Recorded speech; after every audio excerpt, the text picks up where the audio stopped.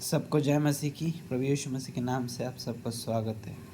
तो आज क्रिसमस है ना, तो इसलिए मैं कुछ वचनों पे बात करना चाहूँगा, क्योंकि मैंने कुछ लोगों को देखा है स्टेटस रखते हुए। वो क्रिसमस के स्टेटस के नीचे कैप्शन डाल रहे थे, हैप्पी बर्थडे यीशु, हैप्पी बर्थडे जीसस। ऐसा उनको लग रहा है कि यीशु का बर्थडे है आज। तो उनके लिए कुछ वचन है, ठीक है। ये कुछ बातें सीखे देखेंगे हम प्रकाशित वाक्य 22वें अध्याय से, ठीक है। देख मैं शीघ्र आने वाला हूँ, धन्य है वह जो इस पुस्तक की भविष्यवाणी की बातों को मानता है। पुस्तक की भविष्यवाणी, ठीक है, संसार की बातें नहीं। यहाँ पे साफ साफ लिखा है पुस्तक की बातें। और यहाँ किसी पुस्तक में यीशु की बर्थडे की डेट नहीं बताई, मतलब यह बाइबल में से किसी पुस्तक में यीशु की बर्थडे की डेट नहीं पता है। हाँ, वो पृथ्वी पर आया था, लेकिन ऐसा नहीं कि वो कुछ अचानक से कहीं से प्रकट हो गया, नहीं, वो आदि से था, वो आदि से था, ठीक है। आगे पढ़ेंगे।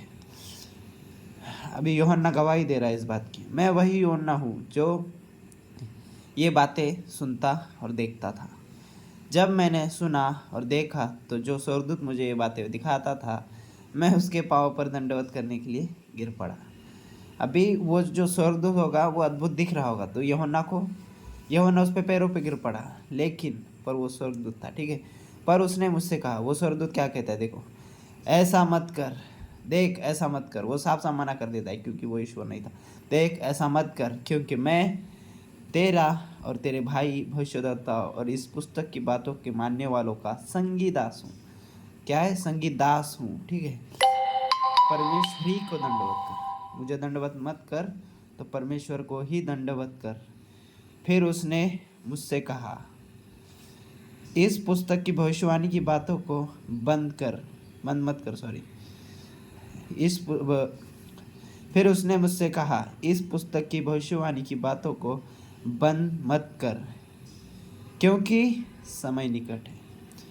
हाँ दोस्तों, समय निकट है। और समय निकट होते हुए भी हम अगर इन कथा कहानियों पे मन लगाएंगे, हैप्पी बर्थडे यीशु, सेंटा, क्रिसमस ट्री, स्टार, ये सब में मन लगाएंगे तो कैसे चलेगा।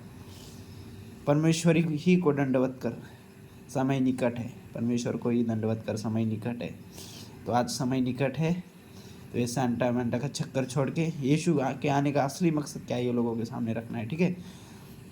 जो अन्याय करता है वह अन्याय ही करता रहे। और बाकी तो प्रभु क्या कहता है देखो, फिर जो मूर्ति पूजा में लगे, जो सेंटा पार्टी इसमें लगे, उनको प्रभु कहता है कि मन फिराओ। अगर वो नहीं मानना चाहते तो फिर जो अन्याय करता है वह अन्याय ही करता रहे, जो मलिन है वो मलिन बना रहे, जो धर्मी है वह धर्मी बना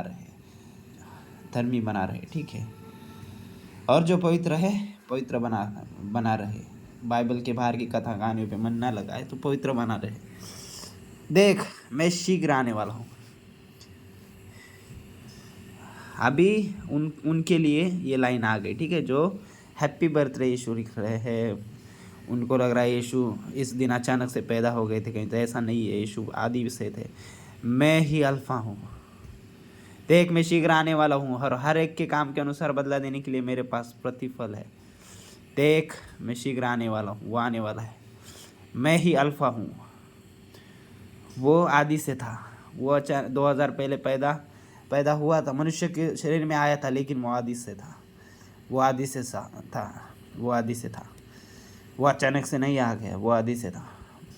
मैं अल्फा और ओमेगा और पहला और अंतिम हूँ, आदि और अंत हूँ। अभी देखो वचन क्या कहता है और संसार क्या कहता है। यीशु मसीह पैदा हुए 2000 साल पहले। हाँ, ये बात सच है, वो मनुष्य के शरीर में आए थे 2000 साल पहले, लेकिन वो आदि से है। धन्य वे जो अपने वस्त्र धो लेते हैं, क्योंकि उन्हें जीवन के वृक्ष के पास आने का अधिकार मिलेगा। कौन से वृक्ष है ये? कौन से वस्त्र है? जो पाप के वस्त्र जो पाप के वस्त्र मानव जाति के बाद है, वो वस्त्र प्रभु उद्धार के वस्त्र पहने, जो अपने वस्त्र धो लेते हैं, वो धन्य है, ठीक है, क्योंकि वो जीवन के वृक्ष के पास आने का मौका मिलेगा उनको।